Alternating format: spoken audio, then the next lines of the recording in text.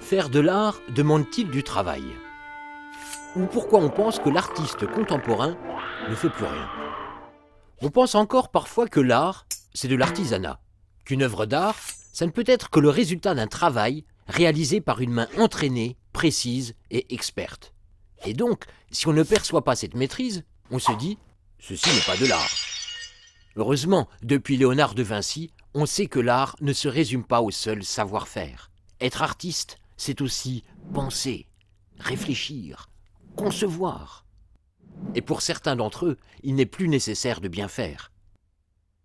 Pour les plus radicaux, cette remise en question peut même aller jusqu'à la destruction.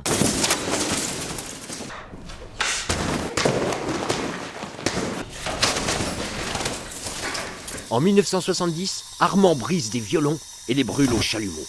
Non mais ça va pas, espèce de dégénéré!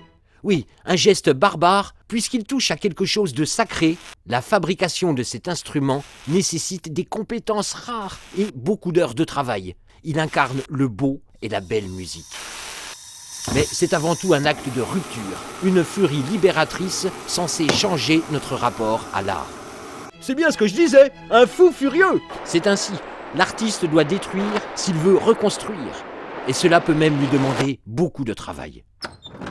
Laurent Ledinf a passé plusieurs mois au Canada. Sous ces froides latitudes, il s'est intéressé à l'habitation traditionnelle des Amérindiens nomades. De retour à Bordeaux, il a récupéré un vieux canapé en cuir abandonné dans la rue, puis l'a décousu et recousu en forme de tente. Ici, ce qui importe à l'artiste, c'est de fabriquer des choses, passer du temps à réinventer des gestes ancestraux. Plutôt que de faire, défaire et refaire, certains artistes choisissent de faire. Alain Séchasse, par exemple, fait régulièrement appel à des collaborateurs au savoir-faire spécifique selon ses projets ou ses besoins. Ce qui n'est pas nouveau. Déjà au XVIIe siècle, Rubens travaillait avec de nombreux assistants pour réaliser ses très grands chantiers de peinture.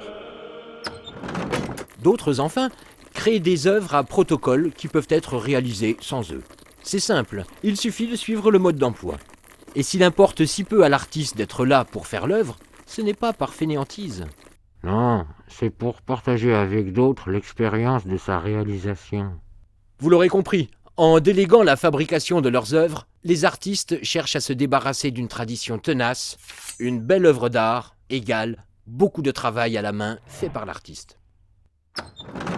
C'est pourtant à cette tradition qu'on cherche encore à se mesurer aujourd'hui. Comme dans ce portrait du DJ britannique Carl Cox. Derrière un résultat modeste, une photographie en apparence assez banale, on devine une mise en œuvre conséquente.